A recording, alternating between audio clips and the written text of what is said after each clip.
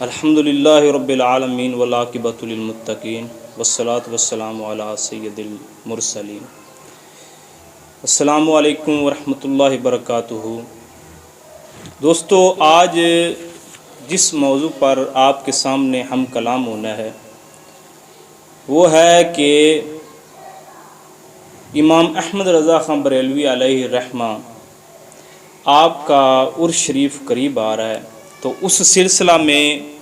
آپ کے سامنے جو ہوں گفتگو کرنے لگا ہوں کہ اعلیٰ حضرت علیہ الرحمہ وہ ایک عظیم ہستی ہیں،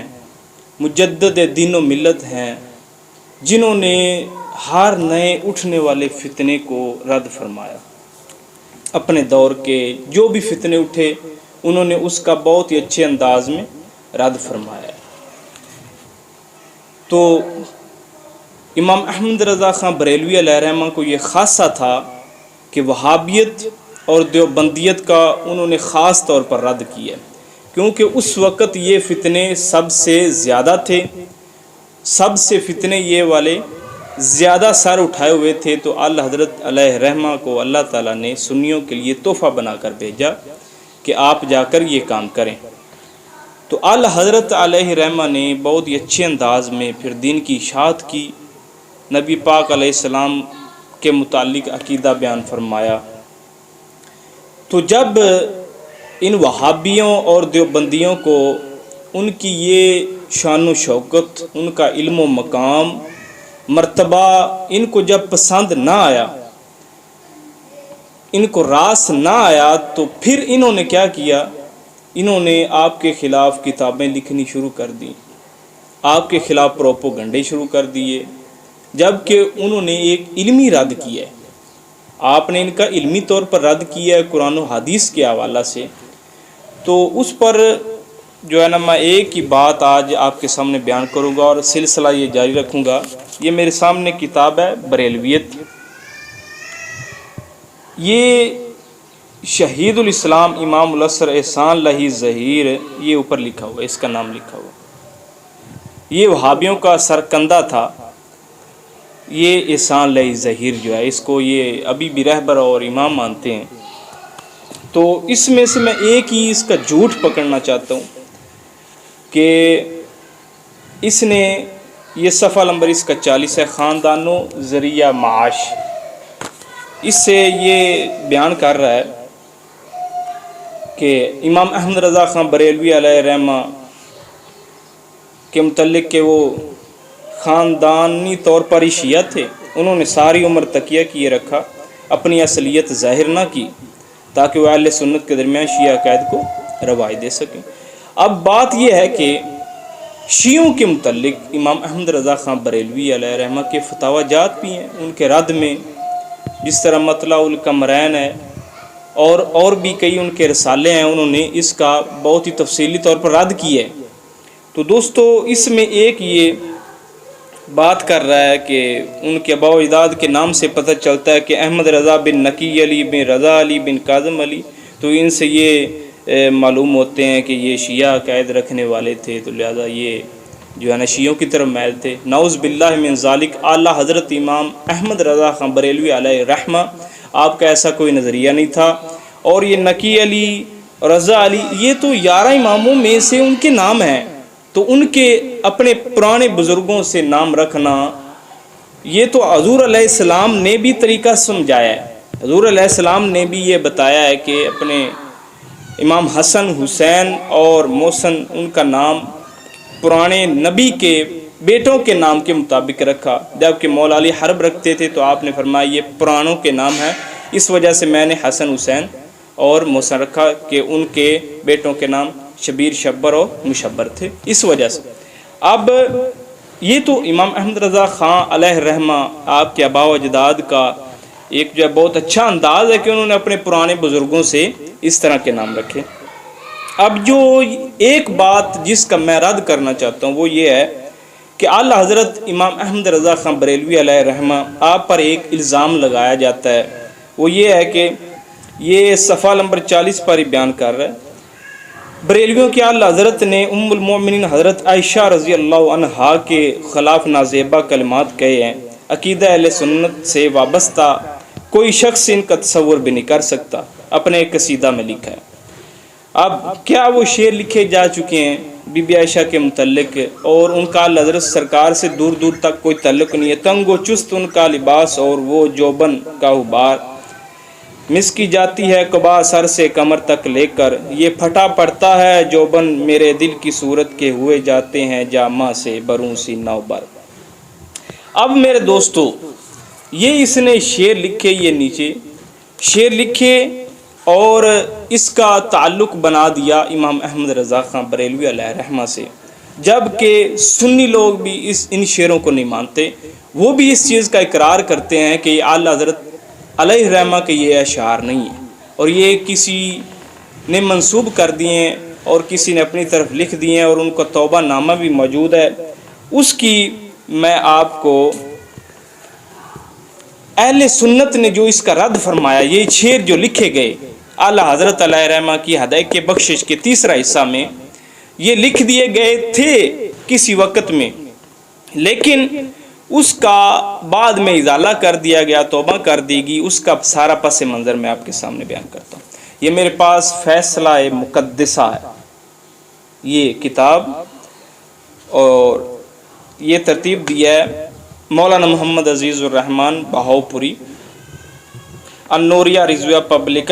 پبلشنگ کمپنی، لاہور، پاکستان۔ اس کے اوپر یہ جو ٹائٹل دیا گیا ہے اس کتاب کے متعلق، وہ یہ ہے کہ امام احمد رضا بریلوی قدس سرہ کے وصال کے 2 سال بعد ترتیب دی جانے والی کتاب ہدایت بخشش کا تیسرا حصہ۔ 2 حصے جو تھے وہ امام احمد رضا خان بریلوی علیہ رحمہ نے اپنے دور میں چھپوائے تھے، لیکن ایک حصہ جو تھا تیسرا، وہ تیسرا حصہ اس کو ترتیب دیا ہے مولانا محبوب علی خان لکھنوی کی، انہوں نے۔ اب ان کا میں بیان سنانا چاہتا ہوں کہ وہ ان شعروں کے متعلق کیا کہتے ہیں۔ اصل میں بات کچھ اس طرح ہوئی کہ یہ شعر کب لکھے گئے اور کیوں لکھے گئے۔ ایک بخاری شریف کے اندر روایت ہے، بخاری شریف، مسلم شریف، اس کا صفحہ نمبر 6 سے بیان کر رہا ہوں۔ مسلم شریف، ترمذی شریف، نسائی شریف اور حدیث کی دوسری کتابوں میں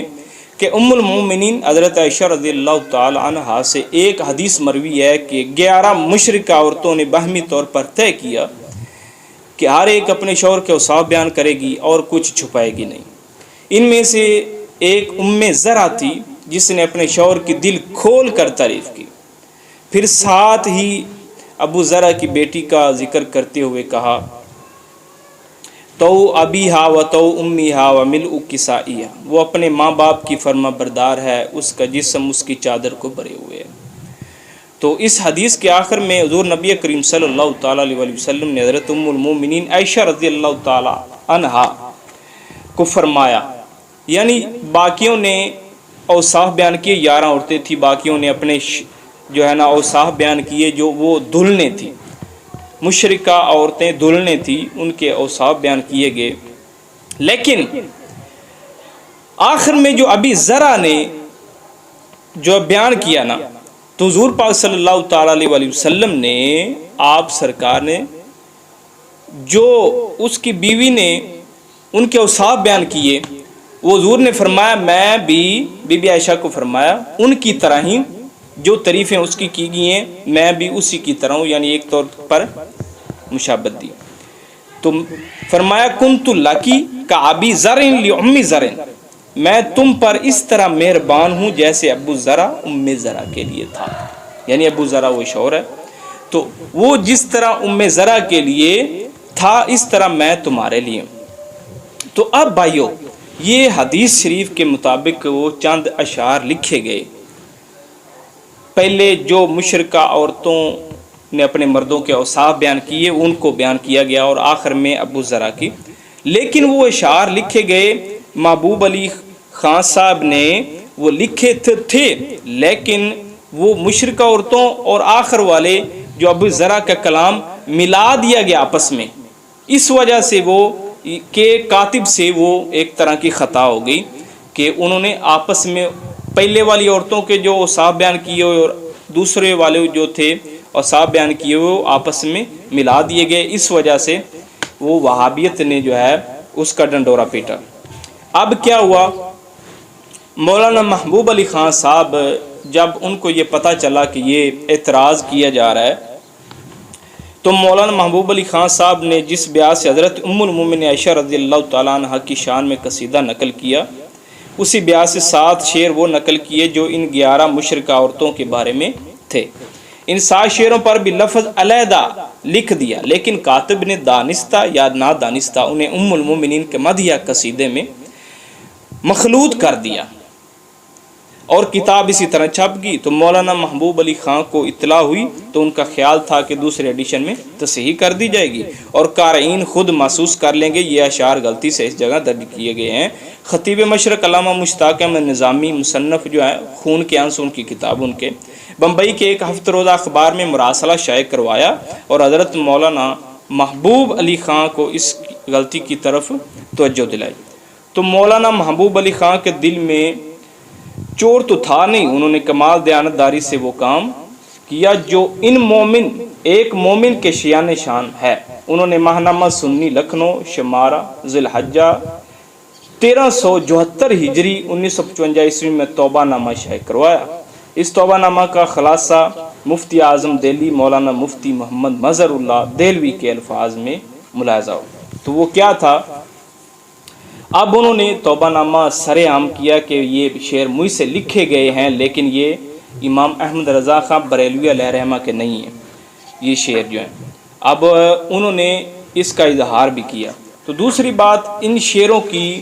امام احمد رضا کی طرف نسبت کر دی گئی، لیکن امام احمد رضا خان بریلوی علیہ رحمہ کے عیب نہیں ہیں۔ یہ اس کے صفحہ نمبر 13 پر اس کی وضاحت ہے کہ مشرکہ عورتوں کے بارے میں اشعار جس ماخذ بیان سے لیے گئے ہیں وہ مجہول الحال ہے۔